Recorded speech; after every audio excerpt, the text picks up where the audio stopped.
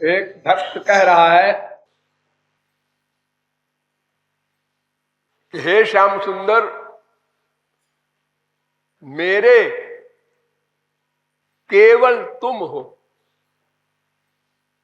ही शब्द लगाया है, तू ही,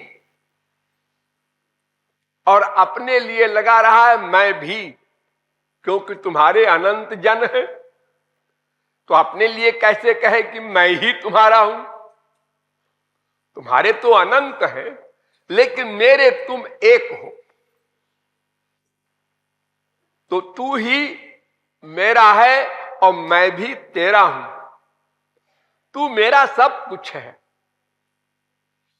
हाँ हाँ, ये तो ठीक है, लेकिन तुम पतित हो, पापी हो, दिन रात पाप करते हो। मैंने आप लोगों को पाप की परिभाषा बताई थी।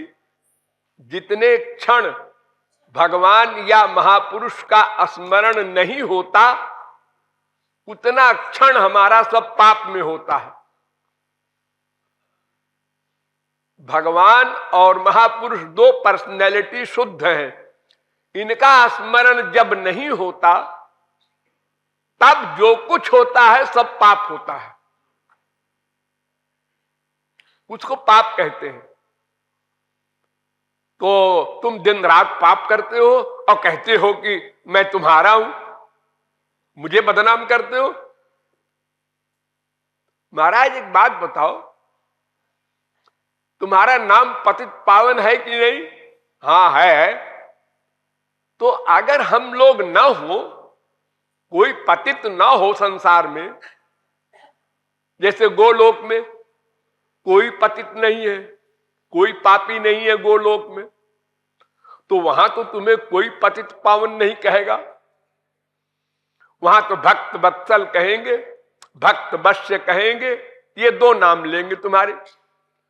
हम लोग जो पतित लोग हैं, इन्हीं से तो तुमको पतित पावन की डिग्री मिली है। इस संसार में तुम आते क्यों हो? अवतार क्यों लेते हो? अवतार लेने का मुख्य प्रयोजन क्या है भगवान का? नृणाम निश्रेयसार्थाय व्यक्तिर्भगवतो भुवि। पतितों के लिए तो अवतार लेते हो, पावन के लिए तो अवतार का कोई प्रश्न नहीं, उनके पास तो रहते ही हो हमेशा। पतितों को पावन बनाने के लिए, अपने विमुख को अपने सन्मुख करने के लिए, जीवों को शरणागत करने के लिए तुम संसार में अवतार लेते हो और लीलाएं करते हो। उन लीलाओं को सुनकर पढ़कर फिर जीव महापुरुष बनते हैं।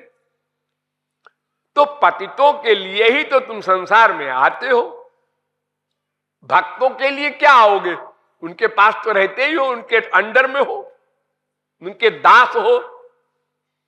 तो महाराज, अगर हम लोग पतित न होते तो तुम संसार में आकर क्या करते? मक्खी मारते? हाँ, फिर तुम्हारा काम क्या होता? बैठे रहते अपने गोलोक में, कोई काम नहीं है। संसार में जो सर्विस करते हैं और रिटायर हो जाते हैं तो कितने परेशान होते हैं, कोई काम ही नहीं, क्या करें?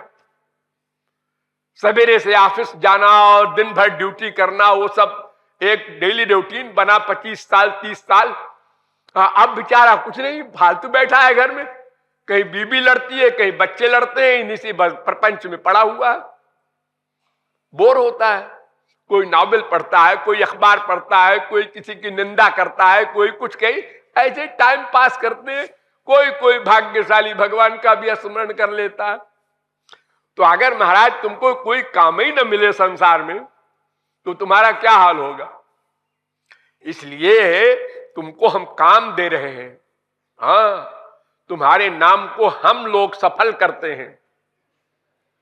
हमने तुमको डिग्री दी है पतित पावन की, तो डिग्री देने वाले की रिस्पेक्ट करना चाहिए। न रिस्पेक्ट करो तो कम से कम उसका काम तो कर दो। अपना काम, जमाने तुम्हारा काम पतित को पावन करना, वो कर दो। महाराज, माना कि मैं दीनहीन हूं। हाँ हूं, ठीक है, लेकिन आप दीन बंधु हैं। हाँ, तो फिर अपना काम कीजिए ना। गोलोक में कोई दीन तो है नहीं, वहां तो सब अनंत शक्तियों से युक्त है। ये दीनहीन मलिन तो हमारे संसार के जीव है जो माया के अंडर में है। मान लिया कि मैं आपसे विमुख हूं, ये मेरा अपराध है, लेकिन ये अपराध कैसे है, क्यों है, मैं आपसे विमुख क्यों हूं, रीजन क्या है? आपकी माया। आप माया हटा लीजिए, फिर देखिए मैं आपके सन्मुख एक सेकंड नहीं लगेगा। देखो, ये जीव है, ये बीच में माया है, ये ब्रह्म है।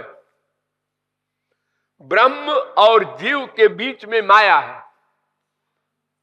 जीव माया के अंडर में है। अगर जीव राइट अबाउट टर्न या लेफ्ट अबाउट टर्न भगवान के सन्मुख हो जाए, बस माया गई। प्रकाश के सामने हो जाओ, अंधकार गया।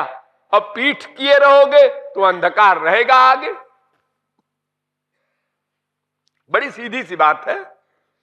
तो महाराज, आपकी माया इतनी बलवती है, आपने स्वयं कहा है, दैवी हेषा गुणमयी मम माया दुरत्यया। दुरत्यया।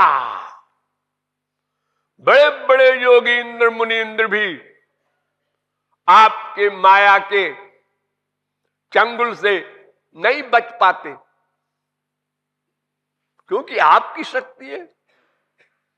आपकी शक्ति के आगे किसकी शक्ति काम करेगी? ये हाथ जड़ है, लेकिन आत्मा की शक्ति हाथ में है, तो चेतन हो गया। अब ये हाथ जिस पावर की आत्मा है, उसी पावर का हाथ होगा। Spiritual power. महापुरुषों के हाथ में अनंत शक्ति है, भगवान के हाथ में अनंत शक्ति है। स्वर्ग वालों के हाथ में थोड़ी शक्ति है, मृत्युलोक वालों के हाथ में और थोड़ी सी है। तो भगवान की शक्ति के आगे जितनी भी माया के एरिया वाले जीवात्माएं हैं, उनकी शक्ति इतनी ऐसी है जैसे बड़े भारी समुद्र के आगे एक बूंद, सूरज के आगे एक किरण। महाराज, ये आपकी माया का सब कमाल है कि मैं आपके विमुख हूं, और जो ही बांधे सोई छोड़े। माया को और कोई हटा भी नहीं सकता, कोई साधना नहीं है विश्व में। मामेव ये प्रपद्यन्ते माया में ताम तरन्ति ते।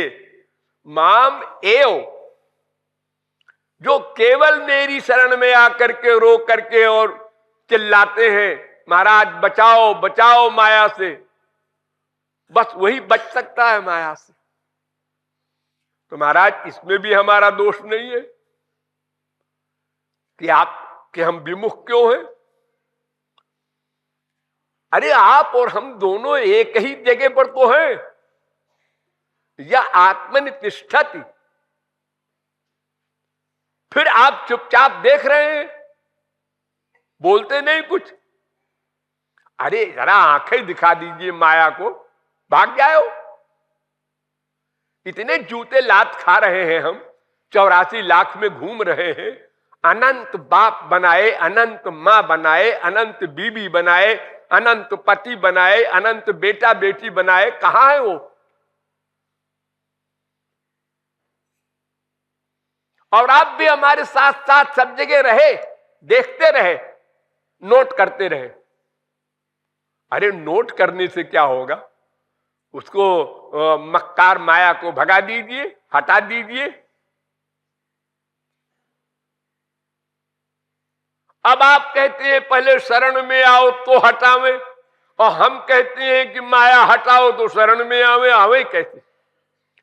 किसी के पैर को लोहे की जंजीर में बांध दो और कह दो दौड़ो,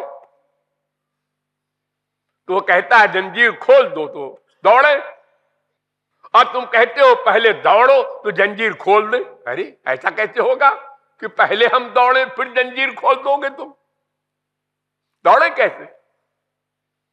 अपनी जगह हम मार्चिंग कर सकते हैं। तो महाराज माया को हटा दीजिए, इसमें हमारा दोष नहीं है, आपकी माया का दोष है। और आपकी माया आप ही से मानेगी, और कोई शक्ति नहीं है जो माया को भगा दे। कोई द्वार नहीं, किसके पास जाए? कोई शक्ति नहीं है। आपके जन हैं, उनके पास है, वो भी यही कहते हैं शरण में जाओ। जो आप बोलते हैं वही आपका जन बोलता है। दोनों का एक ही सिद्धांत तो है, क्योंकि महापुरुष के अंदर आप ही तो बैठ के गवर्न कर रहे हो। दोनों की एक बात है। आप किसके पास जाएं? मायाबद्ध के पास जाएं? वो बेचारा स्वयं दरिद्री है, वो क्या देगा हमको? जिसके हाथ स्वयं बंधे हैं वो हमको क्या खोलेगा? तो महाराज मेरी कोई गलती नहीं है, आप ही कृपा करो। आप कहोगे कि अच्छा जी तुमने हमको जाना क्यों नहीं और माना क्यों नहीं और प्रेम क्यों नहीं किया? अरे महाराज एक उदाहरण बता दो जिसने आपको जान लिया हो अपनी अकल से। अकल माने बुद्धि। इंद्रियेभ्यः परार्थार्थेभ्यश्च परम मनः मनसस्तु परा बुद्धिर बुद्धिरात्मा महान परम अतः परम अव्यक्तो अव्यक्तात् पुरुषा परः पुरुषान्न परम किंचित सा काष्ठा सा परागति। वेद कहता है इंद्रियों से परे इंद्रियों के विषय, उससे परे मन, उससे परे बुद्धि, उससे परे आत्मा, उससे परे परमात्मा। तो जब बुद्धि से परे हो तुम तो तुमको जाने कैसे?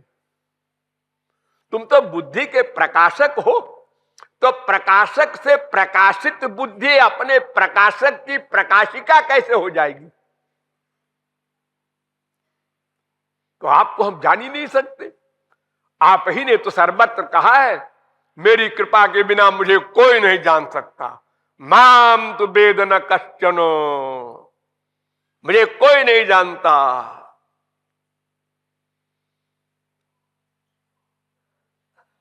कोई नहीं जान सकता। अरे ब्रह्मा विष्णु शंकर नहीं जान सकते। ब्रह्मा ने जब ब्रह्मा प्रकट हुए नाभि से तो उन्होंने देखा है कि ये कमल की नाभि आई है, उससे मैं निकला हूं, प्रकट हुआ हूं। ये कमल की नाभि कहां तक गई है पता लगावें। योग समाधि लगा करके 1000 वर्ष तक चले गए उसी के साथ साथ। वो भगवान के पास से निकली थी, नहीं पा सके। भगवान का ओर छोर नहीं पा सके, निराश होकर बैठ गए। सृष्टि कैसे करें? माइक बुद्धि से सृष्टि नहीं हो सकती। वेद का ज्ञान भी नहीं हुआ ब्रह्मा को। तेने ब्रह्म हृदय आदि कवे मुह्यंति यत् सूरया। भगवान ने अपनी पावर दी, अब वेद का ज्ञान हो गया। भगवान ने अपनी पावर दी, अब सृष्टि करने लगा ब्रह्मा। नथिंग से संसार बना है, कुछ नहीं था और इतना बड़ा संसार साकार बन गया। तो महाराज आपकी कृपा के बिना आपको जाने कौन? अगर कोई आपकी कृपा के बिना जान ले तो जो जान ले उसको हम भगवान कहेंगे और आपको उसके अंडर वाली चीज मानेंगे। अगर भगवान को किसी की बुद्धि जान ले तो उस बुद्धि वाले को हम भगवान या सुप्रीम पावर मानेंगे, क्योंकि उसकी बुद्धि के अंडर में हो गए आप, उसने जान लिया आपको। तो भगवान की बात बस एक सिद्धांत याद कर लो, भगवान को कौन जान सकता है? भगवान की बुद्धि। भगवान को कौन देख सकता है? भगवान की आंख। भगवान के शब्द मुरली आदि कौन सुन सकता है? भगवान के कान। भगवान की दिव्य सुगंध कौन पा सकता है? भगवान की नासिका। भगवान की एक एक चीज किसको मिलेगी? भगवान को। तो जीवों को कैसे मिलती है? फिर सब महापुरुष बन जाते हैं। वो भगवान दे देते हैं। अलौकिक कान, अलौकिक आंख, अलौकिक नासिका, अलौकिक त्वचा, अलौकिक मन, अलौकिक बुद्धि। अर्जुन को दिव्य दृष्टि दिया तो देखा उसने, अरे ये तो भगवान है।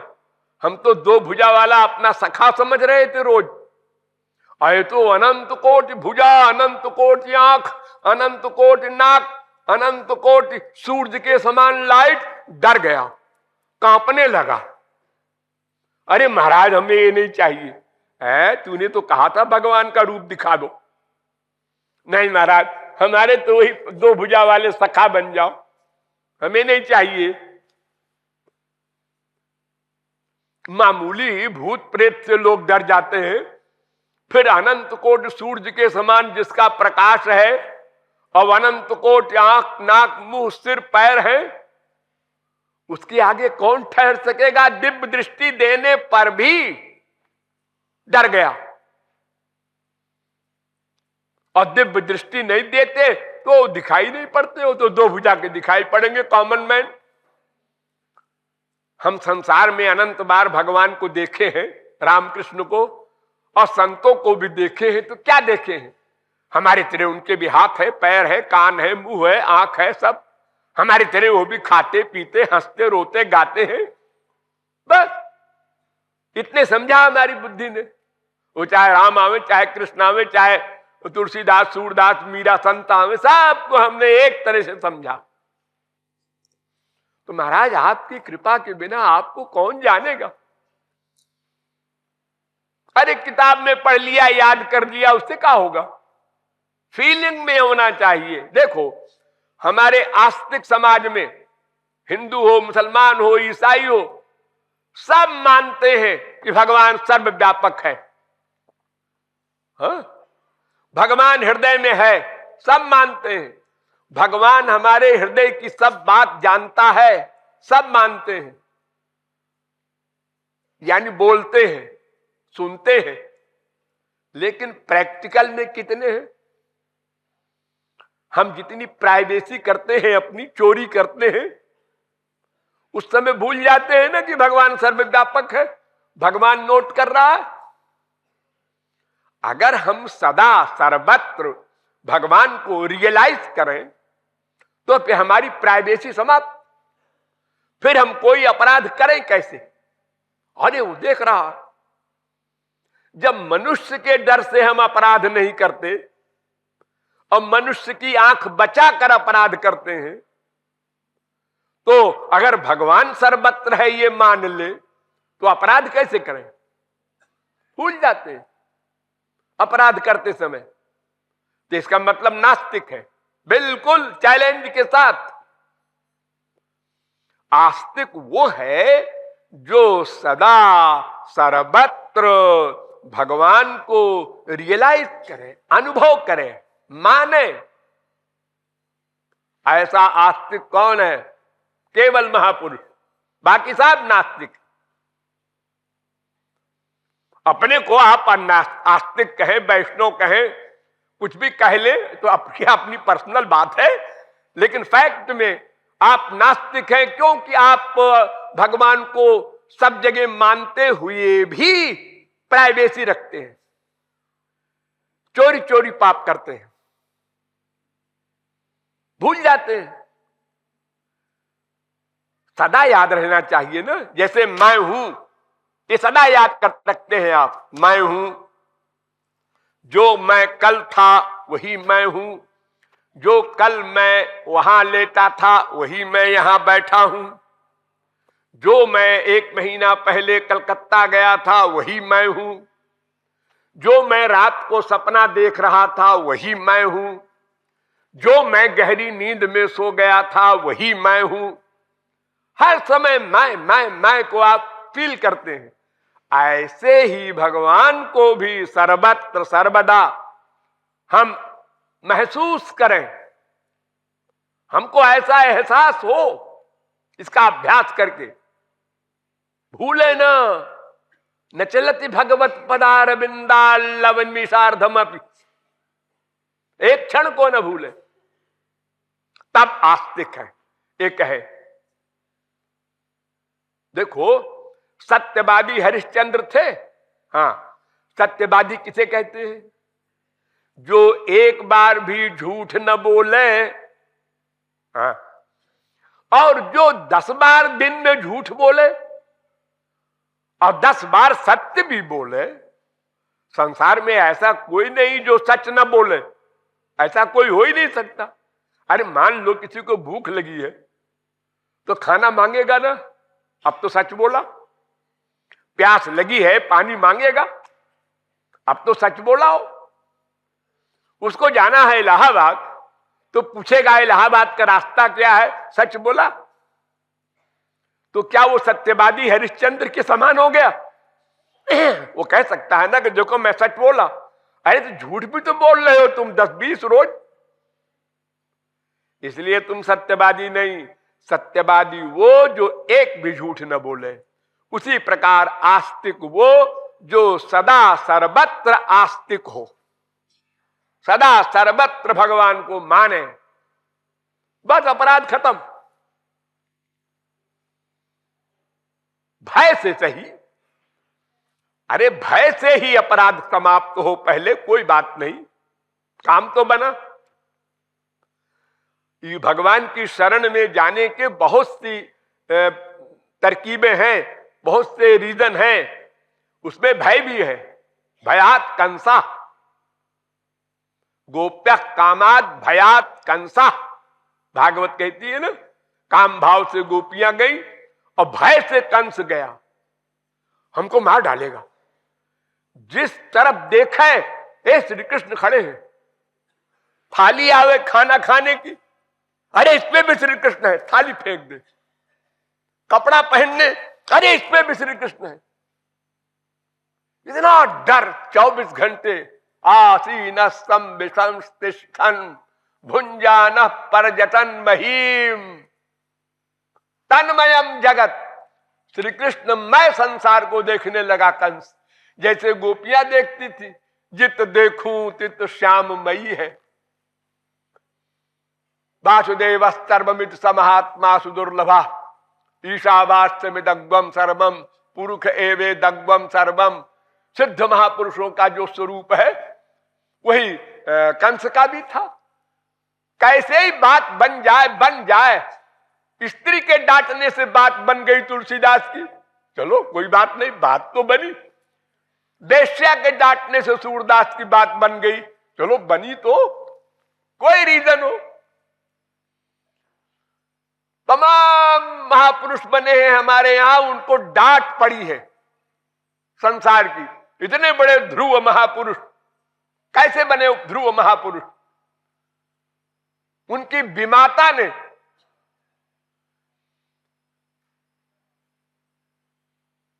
उत्तानपाद की गोद में बैठने जा रहा था लड़का उनका ध्रुव, और जो विमाता थी सौतेली मां, उसने हाथ खींच के नीचे कर दिया, तुम नहीं बैठ सकते ऊपर, तुम हमारी कोख से नहीं पैदा हुए।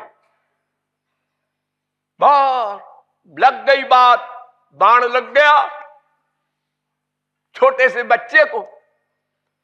उन्होंने कहा कि मैं गद्दी लेके रहूंगा, चल पड़ा जंगल को। नारद जी ने हेल्प की, वो तमाम बातें आप पढ़ते सुनते हैं। भगवत प्राप्ति कर लिया उसी ध्रुव ने। तो किसी कारण से भी भगवान की शरण में चला जाए कोई, वो सब कल्याणप्रद है। वो टच होना चाहिए, काम से हो, क्रोध से हो, लोभ से हो, मोह से हो, ईर्ष्या से हो, द्वेष से हो, किसी भी तरह से हो, भगवान में मन का अटैचमेंट होना चाहिए। शुद्ध पर्सनैलिटी में एक हो जाए, बस लक्ष्य की प्राप्ति हो जाए। तो महाराज ये आपकी कृपा के बिना ये सब कुछ नहीं बात बनेगी। न माया जाएगी, न आपको जाना जाएगा, न आपकी विमुखता समाप्त होगी। तो भगवान कहते हैं ठीक है, मेरी कृपा के बिना ये सब कोई एक भी बात नहीं बनेगी। माना मैंने, लेकिन ये बात तुम मान तो लो।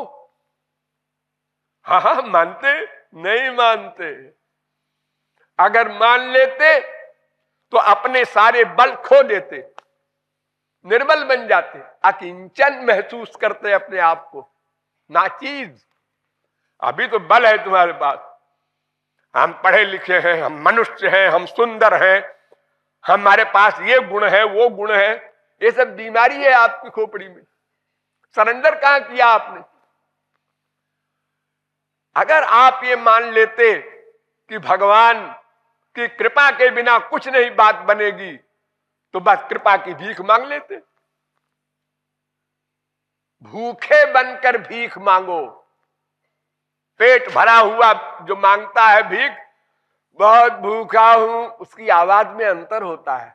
और जो भूखा कहता है बहुत भूखा हूं, उसकी आवाज में अंतर होता है। ऐसे ही महाराज कृपा करो। और जो सचमुच कृपा की बात आती है, तो जैसे कोई आदमी नदी के तट पर बैठकर कहे मैं डूब रहा हूं, बचा लो, कोई बचा लो, तो कैसे बोलेगा? मटर गश्ती से बोलेगा, कोई बचा लो, मैं डूब रहा हूं। और उसी व्यक्ति को जो तैरना न जानता हो, गहरे पानी में फेंक दो, और जब अंदर गया और डूबने लगा तो ऊपर को हाथ करता है, कोई बचा लो। हाँ, अब ठीक ठीक बोला, अब ठीक ठीक बोला। तो ठीक ठीक आप मान लीजिए, उनकी कृपा के बिना कुछ नहीं होगा, बस वो कृपा कर देंगे। ये सारा सारांश है। हाँ। राधे